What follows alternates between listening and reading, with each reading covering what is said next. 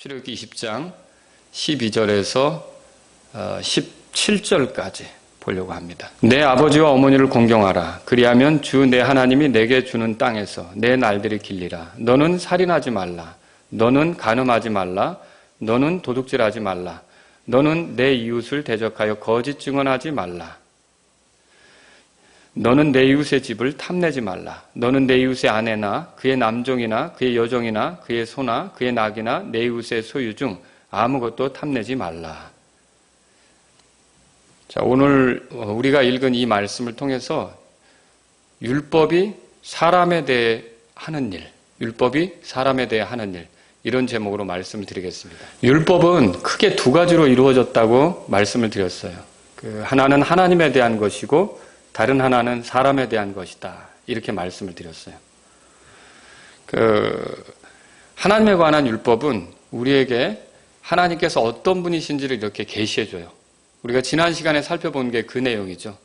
율법을 통해서 하나님이 전능하시다. 또 하나님이 섬김받으실 유일한 분이시다. 또 하나님이 거룩하시다. 우리가 하나님에 대해서 지난주에 살펴봤어요. 근데 오늘은요, 율법이 사람에 관해서 이렇게 보여주는 것, 사람에 대해서 하는 것, 이것을 여러분하고 함께 살펴보려고 합니다. 그래서 우리가 이 본문을 통해서 이제 율법의 어떤 역할, 이런 걸 살펴보면서 우리가 율법을 존중하는 것이 어떤 것인지 이런 것들을 한번 좀 생각해 보는 시간을 가졌으면 합니다. 자, 제가 드리려고 하는 첫 번째 말씀은요, 이게 율법은 사람에게 어떻게 해야 하는지 알려준다는 거죠. 자, 이것이 우리가 지금 출애굽기 20장에서 12절, 17절에 보면 어떤 내용들이 있냐면 하나님께서 우리에게 요구하시는 인간관계, 이런 것들을 여기서 이제 볼 수가 있어요. 하나님께서 우리에게 요구하시는 인간관계는 하나님과 우리와의 올바른 관계에서 출발합니다. 그러니까 하나님과 올바르지 않으면 다른 사람과의 인간관계도 틀어질 수밖에 없다는 것이죠. 우리가 크게 두 가지 명령을 예수님한테 배우게 되는데, 첫째가 하는 큰 명령은 뭐냐면 하나님을 사랑하는 거고요. 두 번째는 그와 같은 것인데 이웃을 내 몸과 같이 사랑하는 거다. 그렇게 하는 것을 우리가 배우게 되죠. 그런데 이 첫째 명령을 소홀히 다루면 두 번째 명령을 잘 지켜가는 것, 그 두 번째 명령대로 사는 것은 쉽지 않다는 것을 우리가 발견할 수 있어요. 예를 들어 보죠. 오늘날 세상의 사람들이 인권에 대해서 말합니다. 그런데 아무리 인권에 대해서 얘기하더라도요, 하나님으로부터 시작하지 않으면 그런 인권에 대한 생각들이 굉장히 주관적이 된다는 거예요. 그래서 하나님의 관점을 갖지 않고 자기가 편할 때는 인권을 부르짖고 자기가 이득이나 이런 것이 없을 때는 비슷한 상황인데, 똑같은 상황인데 인권에 대해서 말하지 않는 그런 일이 벌어질 수 있다는 거죠. 예를 들어 노동자의 인권에 대해서 그렇게 열심인 사람이 북한 동포의 인권에 대해서 말할 기회가 주어졌을 때 침묵한다면 그 인권에 대한 생각은 굉장히 주관적인 것이라는 거죠. 사실 하나님의 관점에서 인권을 접하면 노동자의 인권도 중요하고 북한 동포의 인권도 중요한 거예요. 그렇지 않습니까? 근데 이게 하나님이 그 사람에게 없으면 자기 관점에서 보기 시작해서 노동자의 인권은 중요하고 북한 우리 동포의 인권에 대해서는 침묵하게 되는 그런 사태가 벌어지는 거다라고 하는 것이죠. 그래서 정말로 우리가 사람에 관한 명령을 잘 지키려면, 사람에 관한 그런 하나님이 주신 그 명령들을 잘 지키려면 먼저 하나님과의 관계에 있어서 똑바로 돼야지만 그런 것들을 잘 할 수 있다는 거죠. 우리가 사람을 대하는 태도는 그래서 하나님을 어떻게 대하느냐에 영향을 받게 됩니다. 그러니까 하나님을 존중하면 하나님께서 만드신 사람을 존중하게끔 돼 있어요. 그리고 하나님을 무시하면 하나님께서 만드신 사람도 무시하게 돼 있는 거죠. 자, 잠언 14장 31절에 이런 말씀이 있습니다. 가난한 사람을 학대하는 자는 그를 만드신 분을 모욕하되 그분을 공경하는 자는 가난한 사람에게 긍휼을 베푸느니라. 그러면 다시 북한 얘기를 해보죠. 북한에서 그리스도인들을 학대하는 것은 그들을 지으신 분을 모욕하는 것과 같은 거예요. 그렇지 않겠습니까? 그리고 하나님을 섬기는 사람들을 학대하는 것은 하나님을 공경하지 않는다는 증거죠. 그러니까 하나님을 공경하지 않으면 사람도 불쌍히 여기지 않게 되는 거죠. 그래서 이거 사람에게 얼마나 잘하느냐 이것은요, 하나님하고의 관계가 어떠냐로 결국은 달라질 수 있다는 거예요. 그러니까 하나님하고의 관계가 제대로 형성이 되어 있지 않으면 아주 주관적으로만 볼 뿐이라는 거죠. 그러면 오늘 사람에 관한 율법은 어떤 거예요? 자, 아까 12절부터 17절 읽었어요. 다시 한번 제가 읽어보려고 해요. 내 아버지와 어머니를 공경하라. 그리하면 주 내 하나님이 내게 주는 땅에서 내 날들이 길리라. 너는 살인하지 말라. 너는 간음하지 말라. 너는 도둑질하지 말라. 너는 내 이웃을 대적하여 거짓 증언하지 말라. 너는 내 이웃의 집을 탐내지 말라.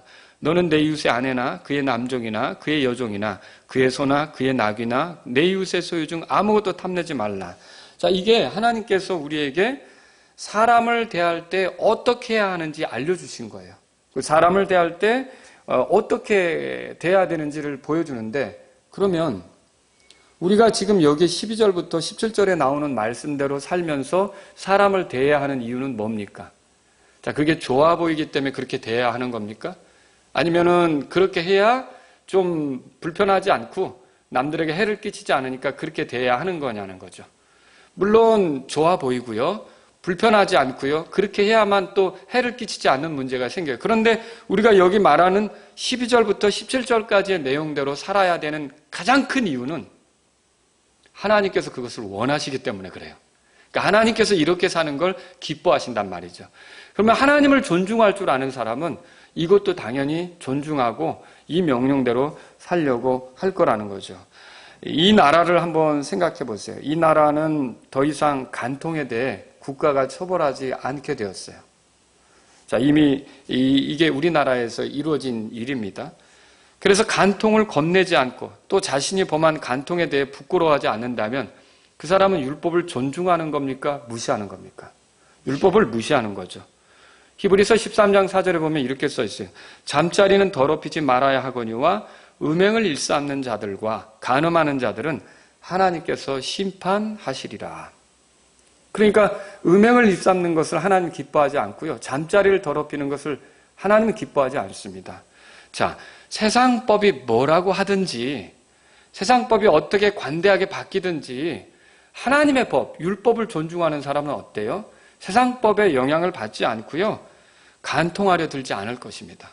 그리고 또 설령 그 사람이 그 간통을 하게 될지라도 율법을 존중하는 사람은 어떻게 생각할까요? 부끄러워하죠. 하나님의 뜻대로 살지 못한 것에 대해서 부끄러워하고 민망해하고 정말 그런 것들로 인해서 정말 수치스럽게 여기면서 참 잘못 살았다. 이렇게 여기는 것이 그 율법을 존중하는 사람의 모습이다 할 수 있는 겁니다.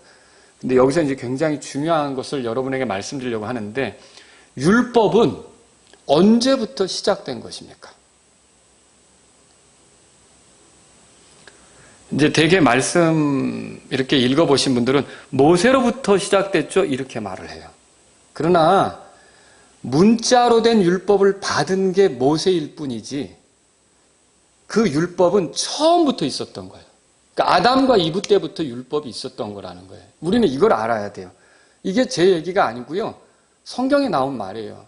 한번 로마서 2장을 펴보겠습니다. 로마서 2장.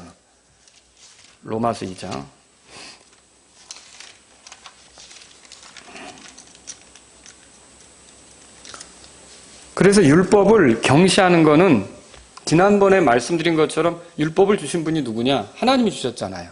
그러니까 율법을 경시하는 건 하나님을 경시하는 거예요. 율법을 무시하는 건 하나님을 무시하는 거가 되는 거죠. 로마서 2장 14절에 보세요. 거기 보면 이렇게 써 있어요.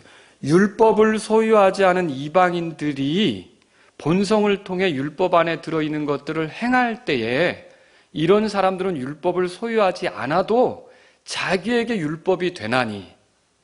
15절, 이런 사람들은 또한 자기 양심이 증언하며 자기 생각들이 서로 고소하고 변명하는 가운데 자기 마음속에 기록된 율법의 행위를 보이느니라. 그러면 14절에 보세요. 거기 율법을 소유하지 않은 이방인들은 누굴 얘기하는 거예요? 그러니까 모세가 받았던 그 글자로 된 율법 있잖아요. 이거를 받지 않은 이방인들을 얘기하는 거예요. 이런 이방인들도 그러니까 문자로 된 율법을 받지 않았어도 여기 보니까 율법에 들어있는 것, 율법 안에 들어있는 것들을 행할 때가 있다는 거예요. 이거 어떻게 행하느냐는 거죠. 바로 이런 그 율법 안에 들어있는 것들을 행할 때는 바로 이 사람에게 그게 율법을 소유하지 않아도 자기에게 율법이 된다, 그렇게 돼 있어요. 그러니까 율법이라고 하는 건 모세에게 준 그 문자로 된 율법 있잖아요. 이것이 더 명확하게 표현하기 위해서 모세에게 준 것이지, 사실 모세에게 주어지기 전에도, 율법이 문자로 주어지기 전에도 율법은 처음부터 있었다는 거예요. 그러니까 온 인류에게 사실은 율법이 있는 거예요. 이걸 우리가 알 필요가 있는 거죠. 그래서 그런 율법을 뭐라고 말하냐면 15절에서는 이게 마음속에 기록된 율법, 이렇게 말하고 있어요. 그러니까 글자로 그 기록된 그런 돌판에 준 율법만 있는 게 아니라 뭐가 있는 거예요? 마음속에 기록된 율법이 있다라고 성경이 말하고 있는 거죠. 그러면 이건 뭘 얘기하느냐 하면, 율법이 있다는 것은요, 모든 태어난 사람들에게는 물론 죄로 인해 더럽혀졌지만 본성상 뭐가 있느냐 하면, 무엇을 하나님이 기뻐하는지 혹은 무엇을 하나님이 싫어하는지 이거를 다 알고 있다는 거예요. 무엇으로 인해서? 마음속에 있는 율법, 마음속에 기록된 율법으로 인해서 뭘 하나님이 기뻐하는지, 뭘 하나님이 싫어하는지 다 알고 있다는 거예요. 양심이 그걸 알고 있다는 거죠. 그래서 만약에 하나님이 기뻐하지 않는 것을 행하면, 여기 15절에 보세요. 거기에 뭐라고 그랬냐면 끝에, 중간에 자기 양심이 증언하며 자기 생각들이 서로 고소하고 변명하는 가운데, 이렇게 돼 있어요. 그러면 하나님이 기뻐하는 대로 살지 못하면 이 마음속에 기록된 율법에 의해서 고소가 들어오고요. 그리고 변명을 한다. 변명을 한다는 건 뭘 잘못했다는 거 아니에요. 부끄러워하고 쑥스러워하고 이렇게 하는 일이 생긴다는 거죠. 그러니까 여러분과 제가 알아야 될 게, 이 율법이라는 게 모세를 통해 글자로 준 거는 맞지만 모세가 율법을 받은 시작은 아니고, 모세가 있기 전부터도 율법이 있었다는 거예요. 처음부터. 근데 무슨 차이가 있느냐? 처음에는 사람들의 마음속에 기록한 것이고요. 모세 때는 그 마음이 희미해질 수 있고요. 그 율법을 잃어버릴 수가 있거든요. 왜 그러냐면 마귀가 하는 일이 그거예요. 마귀는 이 마음속에 그 기록된 율법을 희미하게 만들려고 그래요. 그 율법에 우리가 이제 그 영향을 받지 않게 만들려고 그래요. 그래서 마귀가 하는 게 뭐예요? 철학이나 정치 이념이나 영화나 드라마로 끊임없이 사람에게 가르치는 게 있어요. 뭘 가르치냐면요, 네 마음대로 해라 이거예요. 괜히 하나님이 너의 마음속에 기록해준 율법대로 살지 말고 네 마음대로 하라는 거예요. 너 그거 원하냐? 그러면 해라. 이런 메시지들을 끊임없이 주는 거예요. 그런 메시지들로 이제 율법에 대해서 희미해지고 율법에 대해서 멀어지고 마음속에 그런 기록된 율법으로부터 멀어지면 제멋대로 살 거 아니에요. 근데 이걸 더 명확하게 해주시기 위해서 하나님은 어떻게 하셨냐면 문자로 모세 때 딱 율법을 주신 거예요. 하나님이 기뻐하는 게 뭔지, 하나님이 싫어하는 게 뭔지, 이걸 모세 때 이제 율법으로 주신 거다라고 하는 거죠. 그럼 사실은 저 바깥 세상에 사는 사람들도 이 모세 율법을 몰라도 마음속에 기록된 뭐가 있는 거예요? 율법이 있는 거예요. 그래서 그들도 잘못하면 양심이 고소하는 거예요. 그래서 서로 생각들이 고소하는 거예요. 그래서 변명거리를 찾고 미안해하고 부끄러워하고, 이런 게 마음속에 율법이 없다면, 마음속에 기록된 율법이 없다면 어떻게 이렇게 하겠어요? 제가 이제 이거 구체적으로 좀 예를 들어 볼게요, 여러분. 자, 야곱은 율법이 있은 뒤에 사람이, 그러니까 모세가 율법을 받은 뒤에 사람입니까? 모세가 율법을 받기 전에 사람입니까? 야곱. 받기 전에 사람이죠. 왜 그러냐면 모세는 야곱의 후손이잖아요. 그렇잖아요. 그러면 이 야곱은 율법을 받기 전에 사람이란 말이에요. 그런데 야곱이 이런 일이 있었어요. 그 형 에서에게 주어질 복을 말하자면 받겠다고 아버지를 속여서 거짓으로 꾸며 나갈 때 엄마가 그렇게 하라는데도 마음이 편하지 않았어요. 그래서 이게 복은 고사하고 저주를 받으면 어떻게 합니까? 불안했다는 거죠. 그러면 야곱은 왜 그런 불안함을 느꼈죠? 거짓말, 아버지를 속이는 게 옳지 않다는 마음에 새겨진, 마음에 기록된 율법이 있었던 거예요. 그러니까 그 율법으로 인하여 뭔가 잘못할 때 불안해졌다는 거죠. 또 야곱의 예를 또 들어볼게요. 그 아들 시므온과 레이가 가서 세겜 사람들을 죽였어요. 살인을 범한 거죠. 그런데 그렇게 한 것을 알았을 때 만약에 율법이 없다면 불안하지도 않았을 거예요. 그런데 마음속에 기록된 율법이 있다 보니까, 마음 안에 기록된 율법이 있다 보니까 어떻게 됐어요? 이 야곱이 불안해지기 시작했어요. 이게 분명히 잘못이니까 주변 사람들이 이 잘못 때문에 들고 일어나서 우리를 괴롭히면 어떻게 하나, 이런 불안함이 있었던 거죠. 그게 뭘 보여주고 있는 거예요? 바로 이 마음속에 기록된 율법이 있어서 야곱이 떨고 있는 걸 보여주는 거죠. 또 야곱 얘기를 해보죠. 맏아들 루벤이 자기의 첩인 비라와 누웠어요. 간 침상에서 누웠단 말이죠. 근데 이것을 만약에 율법이 없다면 아무 문제 없는 거죠. 그게 뭐가 죄라고 할 수 있어요. 그런데 야곱은 이것을 심각하게 여겼어요. 그래서 창세기 49장 거의 그의 마지막 때 자녀들을 놓고 복을 비는 그런 장면에서, 예언하는 장면에서 그때까지도 그걸 기억하고서요, 너는 장자고 내 기력의 시작이지만 이렇게 아버지의 침상에 올라서 그 침상을 더럽혔다라고 명확히 얘기를 하거든요. 그게 뭐예요? 야곱의 마음속에 뭐가 기록되어 있는 거예요? 율법이 기록되어 있다는 거죠. 그러니까 여러분과 제가 알아야 될 게, 율법이라는 건 문자로 모세 때 기록이 돼서 그렇지 사실 그전에는 없었느냐? 있었다는 거예요.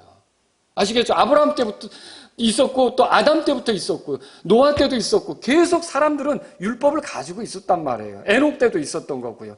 그리고 이 주변에서, 우리 사는 지금 이 주변의 사람들도, 이 땅에 태어난 사람들은요, 모세 율법을 몰라도 마음 안에 뭐가 있는 거예요? 마음속에 새겨진 율법이 있는 거예요.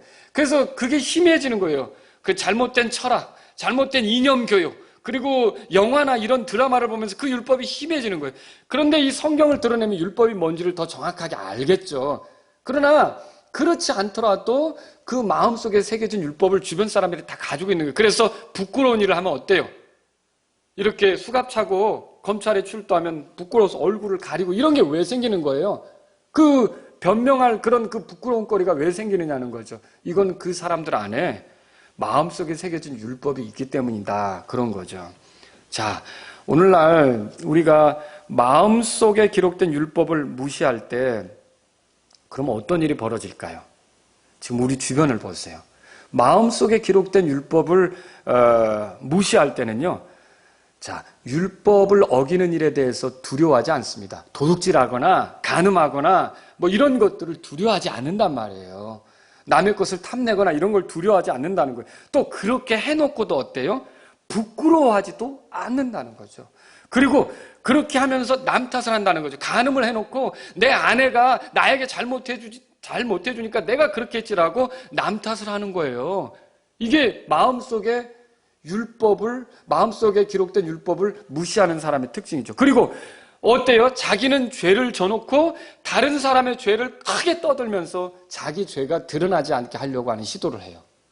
이게 마음속에 기록된 율법을 무시하는 사람들의 특징이라는 거죠. 자, 이런 사람들이 어때요? 여러분, 로마 황제 네로 아시죠? 로마 황제 네로가 새로운 세상을 만들고 싶었어요. 로마를 새로운 도시로 만들고 싶었어요. 그리고 로마라는 도시에 불을 질러요. 불을 지르는데 나중에 로마의 신하들, 또 네로의 신하들, 그 다음에 이제 그 로마시에 사는 백성들이 이 불이 네로가 지른 것 같다, 이렇게 이제 얘기들을 하는 거예요. 이 책임이 네로에게 있는 것 같다. 그러니까 네로가 어떻게 해요? 아니다, 이 그리스도인들이 그렇게 했다, 이렇게 하면서 그리스도인에게 화살을 돌리죠. 그래서 역사적으로 보면 그때 그리스도인들을 향한 박해가 시작되게 됐어요. 그 그리스도인들이 굉장히 많이 죽게 된 거죠. 자, 이건 네로 안에 하나님의 그 율법, 그러니까 하나님이 그 마음속에 기록해준 율법이 존중되고 있는 겁니까? 무시되고 있는 겁니까? 무시되고 있는 거죠. 그리고 율법을 무시하는 사람들, 마음속에 기록된 율법을 무시하는 사람들은 이렇게 산다는 거죠. 저는 가끔 그런 질문을 받을 때가 있어요. 목사님은 그리스도인이 정치에 참여해야 한다고 해요. 예, 그리스도인들은 정치에 관심을 가져야 돼요. 왜냐하면 이 정치 체제가 어떻게 되느냐에 따라 교회의 운명도 영향을 받기 때문에 그래요. 교회 앞날도 영향을 받기 때문에 그래요. 만약에 우리가 저 북한과 같은 정치 체제가 되면 그리스도인들로서 우리 지금 이렇게 한 두세 주 못 모여도 이렇게 힘든데 매주 못 모인다고 생각해 보세요. 여러분 얼마나 힘들 것 같아요. 그렇죠? 정치 체제가 어떤 것이냐에 따라서 우리 교회의 운명이 더 잘 세워질 수 있는 환경이 되는 건지 위축될 것인지, 위축되는 환경에서도 우리가 또 그런 환경을 허락하면 우리가 그런 환경을 또 극복하면서 그 속에서도 살아야겠지만 일부러 왜 우리가 그런 환경을 선택하면서 갈 필요가 있느냐는 거죠. 그러니까 우리는 정치에 대해서도 또 관심을 갖죠. 근데 저에게 이제 묻는 질문이 뭐냐면 이런 거예요. 그러면 어떻게 투표해야 합니까? 어떻게 국회의원 선거에 임해야 합니까? 여러분, 국회의원을 뽑는 일은 국가의 입법자들을 세우는 거예요. 입법자들이 뭐예요? 법을 만드는 사람들을 세우는 거예요. 우리나라가 어떤 법안에서 살아가야 할지를. 자, 국가의 법을 만드는 사람들을 뽑는 건데요. 만일 아무 흠결이 없는 사람을 뽑아야겠다. 여러분, 그거 가능할 거라고 생각하세요? 그럼 하늘에서 누굴 데려와야죠. 흠결이 없는 사람은 없어요. 나쁜 짓 안 하는 사람은 없다고요. 이 땅에 있는 사람은 사람은 하나님의 율법을 완전히 지킬 수 있어요? 못하죠. 우리가 뻔한 거예요. 그 사람이에요. 다 어떻게 보면. 그 당이 그 당이고요. 다 똑같은 거예요. 어떻게 보면. 어느 당이라고 더 착한 사람이 모여있고 어느 당이라고 엉망인 사람이 모여있고 그게 아니에요. 모두가 다 거기에요. 도토리 키재기라는 거죠. 이해하시겠죠? 그래서 우리는 이게 어떤 사람을 우리가 지지하고 어떤 사람이 세워져야 되느냐 이럴 때 당을 보고 한다. 아니면 어떤 내 선호 기호 이런 거 혹은 내 지역 이런 내 선후배 관계 이런 거 가지고 한다. 이게 아니라는 거예요. 저는 거기에 대해서 힌트를 드리고 싶은 거예요. 그게 뭐냐면 저도 그렇게 기도하고 있어요. 아침마다 나라를 위해서 기도할 때 그런 기도를 하고 있어요. 뭐냐면 율법을 존중하는 사람이 결국 법에 손을 댈 수 있게 해달라고 기도한단 말이에요. 이게 무슨 의미입니까? 그러니까 율법을 존중한다면 하나님을 아는 사람이어야겠죠. 그죠? 근데 하나님을 모르더라도요, 하나님께서 마음속에 기록해준 그 율법을 존중하는 사람은요, 이게 말하자면 그 율법이 있으면 양심에 꺼리껴지는 것은 하려고 할 때 두근두근 거리는 거예요. 그게 쉽지 않은 거예요. 그리고 또 그 부끄러운 일, 나쁜 일을 했을 때에도 어떻게 되느냐면 불편하고 힘든 거예요. 그리고 그런 나쁜 일이 지적되었을 때는요, 어떻게 해요? 사과할 줄도 알고 책임을 질 줄도 아는 거예요. 그러나 율법을 존중하지 않는 사람은 어때요? 그거 무시하죠. 제멋대로 살아간단 말이에요. 그래서 저와 여러분들은요, 이렇게 그 후보들을 볼 때 이 사람이 그 사람 같고 그 사람이 이 사람 같은데 그래도 이 둘 중에서 누가 더 그 속에서 이 율법을 존중하는가를 생각해 볼 필요가 있어요. 이거 중요한 거란 말이죠. 왜 그렇습니까? 여러분 예를 들어보죠. 우선 율법하고 충돌하는 법안을 자꾸 만들려고 하는 사람은 적절합니까? 안 되죠. 안 되죠. 여러분 레위기 그 18장에 보면 22절에 이렇게 써 있어요. 너는 여자와 함께 눕는 것 같이 남자와 함께 눕지 말라. 그것은 가증한 것이니라. 이게 무슨 얘기예요? 동성연애죠. 그런데 자꾸만 어떤 사람이 동성연애를 합법화하는 법안을 통과시키려고 한다. 그러면 하나님의 이 율법하고 일치되게 하려고 하는 거예요? 충돌하려고 하는 거예요? 충돌하는 거죠. 적어도 내가 생각하는 후보가 과거에 혹시 그런 법안들을 추진하려고 일삼고 있지는 않는가, 이런 거를 기독교인이라면 생각하셔야 돼요. 세상 사람들은 생각 안 하더라도. 세상 사람들은 생각 안 하더라도 그리스도인들은 이런 걸 생각할 수 있어야 돼요. 또 여러분 보세요. 디모데전서 2장에 보면 그런 말이 있어요. 디모데전서 2장에 보면 뭐냐면 우리가 이 땅을 사는 동안 통치자들, 권력자들을 위해서 기도해야 돼요. 그러면 왜 권력자들을 위해서 기도해야 되느냐? 거기에 이렇게 써 있죠. 디모데전서 2장 1절에 그러므로 내가 권면하노니 무엇보다 먼저 모든 사람을 위하여 간구와 기도와 중보와 감사를 드리되 왕들과 권위를 가진 모든 사람을 위하여 하라. 이거 보세요. 이것은 우리가 전적으로 하나님을 따르며, 그러니까 우리가 전적으로 하나님을 따르는 것을 방해할 만한 것들을 추진하는 사람들에 대해서는 여러분들이 그걸 지지하고 그런 다음에 기독교인으로서는 적절하지 않은 거라는 거죠. 적절하지 않은 거예요. 그리고요, 여기 보시면 뭐라고 돼 있어요? 정직한 가운데 조용하고 평화로운 삶을 살고자 이렇게 해야 되는데, 만약에 그 사람이 권력을 잡을 때, 그 사람이 법을 만들 때 차별금지법 같은 것을 만들어서 기독교인들의 입을 틀어막고 죄를 더 이상 죄라고 말하지 못하게 하려고 한다. 그러면 우리가 평화로운 세상이 아니죠. 그런 경우는 세상 사람들은 그러든 저러든 세상 사람들은 신경 안 쓰더라도 우리는 이런 하나님의 법에 대해서 옳게 말할 수 있는 환경이 되게 하느냐, 그런 것도 생각해 봐야 된다는 거죠. 그렇지 않고 우리가 이렇게 그냥 이거 내 선배니까 찍어줘야지, 인물이 괜찮으니까 찍어줘야지, 이런 건 아니란 말이죠. 저는 그리스도인이라면 그런 것도 말씀을 통해서 배워야 된다고 여러분에게 전하는 거예요. 또 신명기 6장 4절에는 뭐라고 되어 있어요? 신명기 보면은 한번 보십시오. 신명기 보면은 6장에 보면 아주 유명한 말이 있죠. 그게 뭡니까? 자, 4절에 오 이스라엘에 들으라. 우리 하나님은 한 주시니 그랬어요. 그럼 너는 내 마음을 다하고 혼을 다하고 힘을 다하여 주 내 하나님을 사랑하라. 이날 내가 내게 명령하는 이 말씀들을 내 마음속에 두고 그 주 하나님을 사랑하라고 했어요. 그리고 마음을 다하고 혼을 다하여, 그리고 우리가 섬길 분은 오직 한 분이라고 되어 있어요. 근데 우리는 하나님을 섬기는데 하나님이 없다라고 말하는 공산주의 같은 것에 심취해 있는 사람을 우리가 지지한다? 여러분, 이거는요, 하나님의 율법을 무시하는 사람, 이게 율법 아닙니까? 하나님의 율법을 무시하는 사람 편에 여러분이 지지를 보내는 거예요. 그러면 율법은 하나님이 주신 건데 믿는다고는 하지만 내 삶의 선택은 어떤 것이 되냐면 결국은 하나님하고 반대편에 되는 선택을 하는 거예요. 그러면서 나라가 잘 되기를 기도한다? 여러분, 이건 엉망이죠. 믿지 않는 사람하고 결혼하려고 하면서 저한테 와가지고 주례를 해달라 그러면 제가 어떻게 축복 선언을 할 수 있어요? 복을 빌어줄 수가 있어요. 주님의 뜻대로 순종 안 하는데. 그러면 우리가 이런 선택이 엉망이 되어 있는데, 국가적인 선택을 할 때 엉망인데 우리가 국가를 위해 기도하는 게 무슨 의미가 있겠어요? 그러니까 우리는요, 이런 선택이나 이런 걸 할 때에도 하나하나 정말 하나님의 말씀에 맞게 이렇게 법을 존중하는가, 이런 것들도 따져볼 필요가 있다는 거죠. 그렇게 안 하면 여러분들은 나중에 후회하게 되는 거예요. 율법을 존중하는 사람은요, 반드시 기독교인이 아닐 수도 있어요. 그 기독교인만 뽑으라는 게 아닙니다. 기독교인이라고 하면서 더 율법을 무시하고 경시하는 사람들도 있거든요. 신앙은 그냥 표 얻기 위해서 교회 다니는 거지, 그런 사람도 있거든요.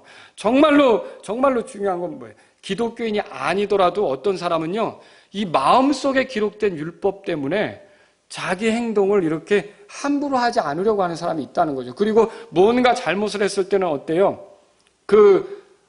이게 제가 잘못이구나라고 책임도 질 줄 알고 사과도 할 줄 알고 잘못했다고 인정도 할 줄 알고, 왜? 그 마음속에 기록된 율법에 걸렸으니까. 그렇게 말하는 사람이 정말 법을 만질 때 정직하게 만드는 거죠. 여러분 보세요. 똑같은 잘못을 놓고도요, 자기 편은 보호하고 상대편은 비난하고, 이건 마음속에 기록된 율법을 존중하는 게 아니에요. 과거에 남이 한 일은 막 손가락질하고 지금 자기가 똑같은 일을 하고 있는데 말하자면 뻔뻔하게 군다. 그럼 그런 사람은 마음속에 기록된 율법을 존중하는 게 아니라는 거죠. 내가 하면 진짜 로맨스고 다른 사람이 하면 불륜이고, 이렇게 생각하는 사람은 마음속에 기록된 율법을 존중하는 사람이 아니라는 거죠. 마음속에 기록된 율법을 존중하면 어떻게 해요? 동일하죠. 그 율법을 존중하면 동일하죠. 근데 그 율법을 존중하지 않으면 어떻게 되냐면 주관적이 돼요. 주관적이 된다는 건 뭐예요? 자기중심적이 되는 거죠. 자기 관점에서 보기 시작하는 거죠. 자, 율법을 존중하는 사람들은요, 또 사람들의 법이 어떠하든지 마음속에 기록된 율법, 하나님의 법을 무시하지 않아요. 그러니까 도덕적인 잘못에 대해서 부끄러워할 줄 알고 사과할 줄 알죠. 책임을 지죠. 하지만 마음속에 기록된 율법을 무시하는 사람은 어떻게 하냐면요, 도덕적으로 잘못했는데 세상에 사람들이 만든 법 있잖아요. 그것만 어기지 않으면 문제가 안 된다고 생각하는 거예요. 그러니까 그 사람은 하나님께서 마음속에 기록해준 율법을 존중하는 겁니까? 아니죠. 사람들이 만든 그 율법, 그거 이제 사람들이 만든 법이죠. 그 규칙, 사회의 그 규칙, 이것만 어기지 않으면 문제가 없다고 생각하는 거죠. 이거는 하나님이 마음속에 기록해준 그 도덕적인 율법, 이거는 존중하지 않는 거죠. 그런 사람들을 여러분들이 자꾸 기독교인이라고 하면서 지지하고 따라가는 건 여러분들이 하나님 반대편의 선택이에요. 하나님과 싸우려고 하는 거죠. 그런 소위 말하자면 방귀 뀌고 성내는 사람, 그런 거 있죠. 잘못은 자기가 해놓고 더 열을 내는 사람, 그리고 자기 잘못에 대해서 남 탓하거나 또 그걸 가리기 위해서 남의 잘못을 뻥 터뜨려서 그 사람에게 주목하게 하고 자기 잘못을 이제 덮고 가려고 하거나, 이거 다 문제라는 거죠. 율법을 무시하는 것은요, 하나님을 무시하는 것이며, 율법을 무시하는 사람에 대한 지지는 하나님을 무시하는 그런 사람을 지지하는 것과 같은 거예요.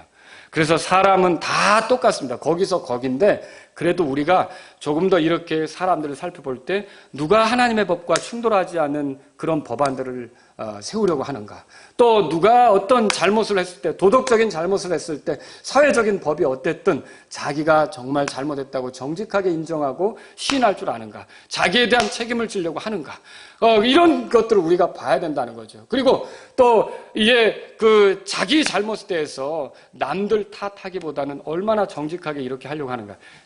근데 이런 사람들 찾기가 쉽지는 않더라고요. 그런데 누가 더 비교했을 때 그런가, 여러분들이 그걸 보셔야 된다는 거죠.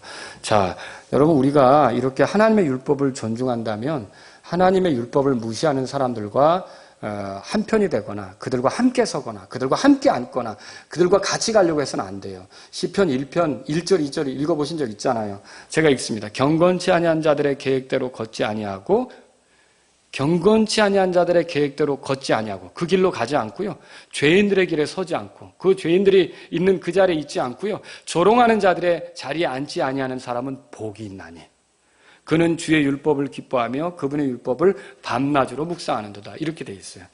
그래서 여러분과 저는 성경을 통해서 기도하시면서 이 국가를 위해서 정말 하나님의 율법을 존중하는 사람들이 세워지도록, 그리고 또 이런 하나님을 믿지 않는다면 마음속에 기록된 율법을 존중하며 사는 사람들이 세워지도록 기도하면서 나아가야 된다는 것이죠.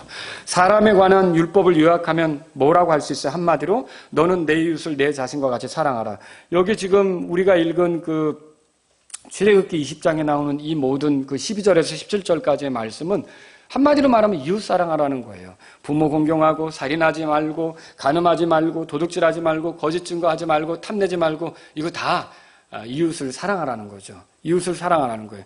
그리고 이 요구를 어기는 것이 이제 죄다. 하나님이 기뻐하지 않는다. 어떤 변명을 늘어놓더라도 이건 하나님이 기뻐하지 않는다. 이걸 지금 율법이 말하고 있는 거죠. 제가 두 번째로 말씀드리려고 하는 건 이거예요. 율법은요, 사람에게 은혜를 입도록 알려줘요. 제가 지난 시간에 율법이 하나님을 계시한다고 했잖아요. 근데 오늘은 사람이 하나님의 은혜를 입도록 알려주는데, 근데 은혜를 입으려면 뭘 해야 됩니까? 자기가 죄인인 걸 알아야 되잖아요. 그렇지 않고 어떻게 은혜를 입을 수 있어요? 그래서 율법은요, 하나님 앞에서 죄가 뭔지를 규정져요. 율법은 하나님께서 기뻐하는 것이 무엇이며 하나님께서 기뻐하지 않는 것이 무엇인지를 보여줍니다. 그리고 하나님께서 기뻐하는 것을 하지 않을 때, 또 하나님께서 기뻐하지 않으시는 것을 했을 때 그것을 죄라고 규정짓죠. 이것은 성문화된 율법, 모세가 받은 율법뿐만 아니라 이방인들의 마음속에 기록된 율법도 마찬가지예요. 그러니까 이게 그 율법이 있어서 이걸 어기게 되면 하나님이 기뻐하지 않는 걸 했구나, 이렇게 이제 그 마음속에 이렇게 고소가 오는 거예요. 고소가 와서 부끄러워하게 되는 거죠. 그래서 이방인들도 이런 것들을 본성적으로 그렇게 할 수밖에 없는 형편이라는 거죠. 근데 율법은요, 제가 누누이 말씀드리는 거지만 구원의 방편으로 주신 겁니까? 많은 사람들이 오해하는 게 율법을 구원받도록 준 것처럼 착각하는 거예요. 바리새인하고 서기관처럼. 그거 아닌데, 율법은 구원받을 목적으로 준 게 아닙니다. 율법으로 의롭게 될 사람은 아무도 없어요. 그래서 로마서 3장 20절에 보면 그러므로 율법의 행위로는 어떤 육체도 그분의 눈앞에서 의롭게 될 수 없나니, 그렇게 돼 있어요. 그러면 이렇게 써 있죠. 율법으로는 죄를 알게 되느니라. 율법은 왜 주신 거예요? 죄가 뭔지를 알게 하려고. 왜요? 죄를 알아야 그 죄 용서에 대해서도 접근할 수 있잖아요. 죄 용서를 주는 하나님의 은혜에 대해서도 접근할 수 있잖아요. 율법이 없다면 죄에 대해서 기소할 수 없을 것입니다. 오늘날 검사들이 피의자를 기소할 때 어떻게 하죠? 이 사람이 무슨 법을 어겼는지를 꼭 명시하게 돼 있어요. 법을 어기도 않았는데 기소하면 그거 소용없는 거죠. 그러니까 이 법에 어겼기 때문에 이 사람은 재판받도록 기소한다고 이렇게 하는 거죠. 그래서 율법이 없으면 사실은 죄를 따질 수도 없는 거죠. 그런데 로마서 7장 8절에 그렇게 써 있어요. 이는 율법이 없으면 죄가 죽었기 때문이라. 근데 온 세상 사람들에게 다 율법이 있는 거예요. 유대인들은 문자로 기록된 율법이 있는 거고, 이방인들은 문자로 기록되지 않았어도 마음속에 기록된 율법이 있는 거고요. 그래서 하나님은 그 율법에 의해서 각 사람이 이렇게 찔릴 때 그게 바로 죄를 졌고 하나님 앞에 심판받을 죄인이라는 걸 알게 하는 거죠. 그래서 이게 율법은 죄를 알게 한다, 이렇게 볼 수 있는 거죠. 율법은 사람들에게 죄에 대해 자세히 말합니다. 우상을 섬기는 거 하나님 기뻐하지 않는다. 부모를 멸시하는 거 하나님 기뻐하지 않는다. 거짓말하는 거 하나님 기뻐하지 않는다. 남의 아내를 탐내는 거 하나님 기뻐하지 않는다. 이 하나님이 기뻐하지 않는 건 죄다. 이렇게 율법은 정확히 알려준다는 거죠. 율법이 하는 일이 뭐예요? 죄를 알게 한다. 죄를 알게 한다. 또 율법은 사람에게 어떤 걸 알려줍니까? 죄와 관련된 우리의 욕망에 대해서도 이렇게 들추어주고 알려줍니다. 율법은 비록 우리가 겉으로 행동하지 않았어도요, 우리 마음에 나쁜 생각을 품었다면 그걸 죄라고 해요. 바리새인과 서기관들의 문제는 뭐죠? 그 율법을 자신들의 행동에만 적용되는 걸로 생각했어요. 그런데 율법은요, 마음까지 건드리는 겁니다. 그래서 예수님이 이렇게 말씀하셨죠. 옛사람들이 말한 바 너는 간음하지 말라 한 것을 너희가 들었으나 나는 너희에게 이르노니 누구든지 여자를 보고 그녀에게 음욕을 품는 자는 이미 마음속으로 그녀와 간음하였느니라. 그러니까 뭐예요? 실제로 간음을 안 했어도 마음속으로 음욕을 품고 여자를 보면 뭐라고요? 간음했다고 하잖아요. 그러면 이 율법은, 예수님이 말하는 그 법은 도대체 뭘 건드리는 겁니까? 행동만이 아니라 마음까지도 건드리는 거라는 거죠.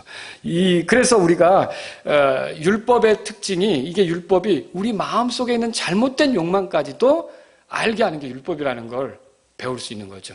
세상 사람들의 법은 어때요? 겉으로 드러나지만 않으면 처벌하지 않습니다. 근데 하나님의 율법, 그것은 어떻게 합니까? 이 마음속에 기록된 율법은요, 여러분 그렇잖아요. 내가 마음으로만 품었는데도 왜 내가 이런 생각을 먹지? 이게 바로 마음속에 기록된 율법이 우리 안에서 하는 일이란 말이에요. 그래서 살인하지 않았지만 미워했을 때 내게 왜 이런 마음이 있지? 이거 아닌데? 이런 생각이 든다든지, 또 남의 아내와 눕진 않았지만 남의 아내에 대한 나쁜 생각을 하면서 보게 된다든지, 이럴 때 내가 왜 이렇게 흉측하지? 그런 게 마음속에 있는 게 왜 그러는 거예요? 이게 율법이 우리 안에 있는 욕망을 들추어내기 때문에 그렇다는 거죠. 율법은 겉의 행동만을 다루는 게 아니라 이렇게 우리가 얼마나 안에서부터 썩었는지, 얼마나 안에서부터 문제가 있는지를 보여주는 게 율법이다라고 하는 거죠. 그러니까 다윗도 우리아의 아내를 범한 뒤에 그가 자기 죄 문제 때문에 씨름할 때 시편 51편에 보면 그가 끙끙거리는 모습이 기록되어 있는데, 거기서 다윗이 이런 얘기를 하죠. 하나님 앞에 기도하면서 뭐라 그래요? 오 하나님이여, 내 안에 깨끗한 마음을 창조하시고. 뭘 창조하라고요? 내 안에 깨끗한 마음을. 그럼 뭘 얘기하는 거예요? 우리아의 아내 바세바를 몸으로 범한 죄뿐만 아니라 마음이 얼마나 더럽혀져 있었던지 또 하나님 앞에 이렇게 자백하면서 통곡하는 걸 볼 수 있다는 거죠. 그래서 율법은 어떤 일을 하는 거예요? 우리 마음에 이런 잘못까지도, 욕망까지도 다 들추는 게 율법이라는 거죠. 또 세 번째로 율법은 하나님 앞에서 우리가 지은 죄를 폭로하죠.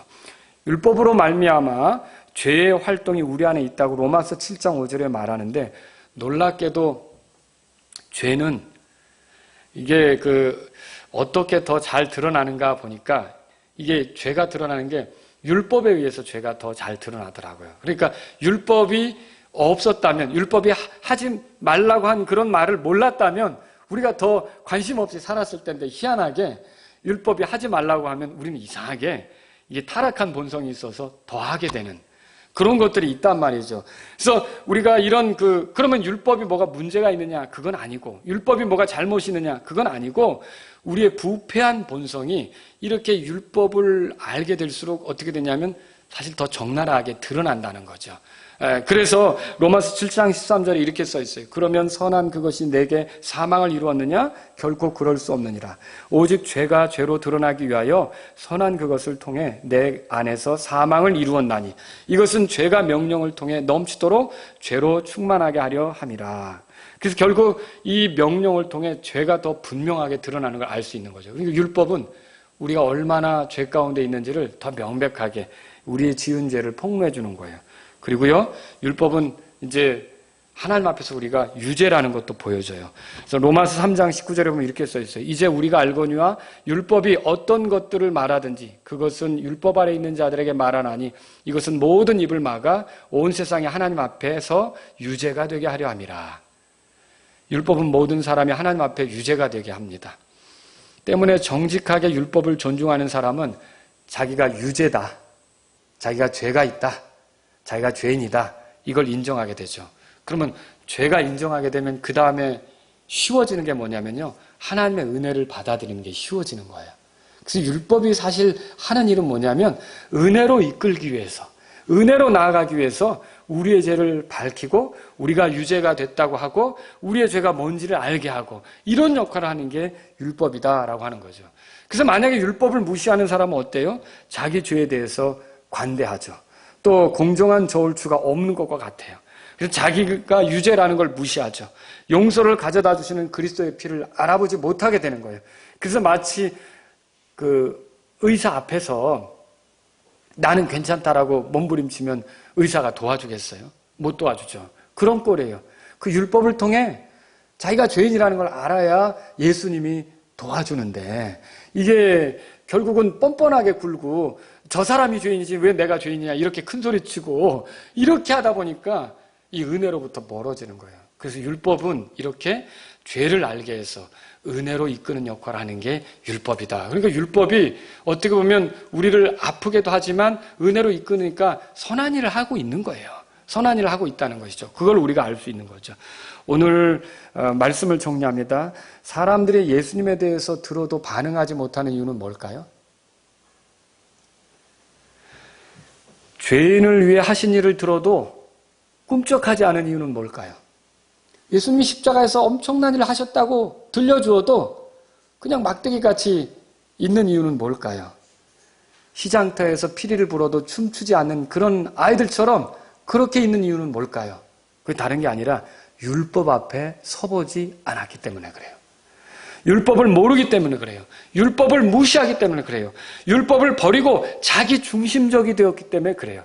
그 사람에게 만일 율법이 살아나고 율법 앞에 서기 시작하면 그 사람은요, 제가 구원받는 경우도 돌아보면 그래요. 율법대로 살아보려고 하면 할수록 제가 죄인이라는 걸 더 느끼게 됐거든요. 그때 안 되는구나 이걸 깨닫게 됐거든요. 그래서 율법 앞에 서보지 않으면 그게 문자로 기록된 율법이든지 아니면은 마음속에 기록된 율법이든지 그 율법 앞에 정직하게 서보지 않으면 이 예수님의 복음이 아무리 말해줘도 그 사람에게는 소용없는 얘기가 되는 거예요. 그래서 율법 앞에 서야 된다는 거죠. 이런 사람들에게 필요한 건 바로 율법 앞에 정직하게 서는 거예요. 자기 마음속에 기록된 율법이 희미해졌다면 성경 기록으로라도 이게 하나님의 율법이다라고 알 필요가 있는 거죠. 이게 부모를 공경하지 않는 게 죄고 간음하는 게 죄고 거짓말하는 게 죄고 이런 거 하나님이 기뻐하지 않는 죄다 이런 걸 알 필요가 있는 거죠. 그래서 하나님이 싫어하는 게 뭐고 하나님이 기뻐하시는 게 뭔지를 명확히 알 필요가 있는 거죠. 그래서 하나님이 기뻐하지 않는 걸 행했을 때 이게 죄구나 이런 것도 알 필요가 있는 거죠. 율법에 하나라도 걸려 넘어지는 것이 있다면 하나님의 심판을 피할 수 없다는 것을 알 필요가 있는 거죠. 자, 그러므로 복음 전하기 전에 필요한 것은 뭘까요? 하나님의 율법을 소개해 주는 겁니다. 사랑의 하나님부터 은혜의 하나님부터 얘기하는 게 아니라 그 사람을 율법 앞으로 데려가야 돼요. 그래서 치료하기 전에 먼저 환자의 상태가 어떤지를 진단해야 되는 거 있잖아요. 그런 것처럼요. 율법의 MRI에 글을 세워야 돼요. 그래서 이렇게 당신이 심각한 상태에 있다는 걸 깨닫게 해줘야 돼요. 또 이 율법의 초음파로 이렇게 검사를 해서 당신의 상태가 이렇게 심각하다는 걸 알려줘야 돼요. 그래야 그 사람이 은혜의 복음을 들을 때 여기서 귀하게 여길 줄 알죠. 그것을 소중하게 여길 줄 알죠. 그래서 이렇게 자신의 심각함을 인정하는 사람은 예수님께서 하신 말씀들을 존중하고 기꺼이 예수님을 자기 구원자로 받아들이게 될 수 있다는 거죠. 오늘날 그리스도인들도요. 스스로 율법을 통해서 자기 자신을 비춰보는 게 필요해요. 우리는 율법과 상관은 없지만 그럼에도 불구하고 하나님이 기뻐하는 게 뭔지 우리는 알고 있잖아요. 그러니까 우리가 끊임없이 그 하나님이 기뻐하는 게 뭔지, 하나님이 싫어하는 것이 뭔지 이런 것들 앞에 우리 자신을 비춰보고 우리가 많이 부족하다는 걸 느낄수록 십자가를 생각하면서 하나님께서 나를 은혜로 구원하셨다는 게 얼마나 귀한 일인지 이걸 생각하면서 하나님을 찬양하면서 사는 게 필요하다는 것이죠. 그래서 저와 여러분들이 오늘 이 설교를 잘 들으셨다면 율법 무시해서 안 되는구나. 율법을 존중해야 하는 거구나. 이게 하나님이 뜻하신 바구나. 이걸 여러분의 마음속에 깨달으셨다면 오늘 말씀 잘 들으신 겁니다.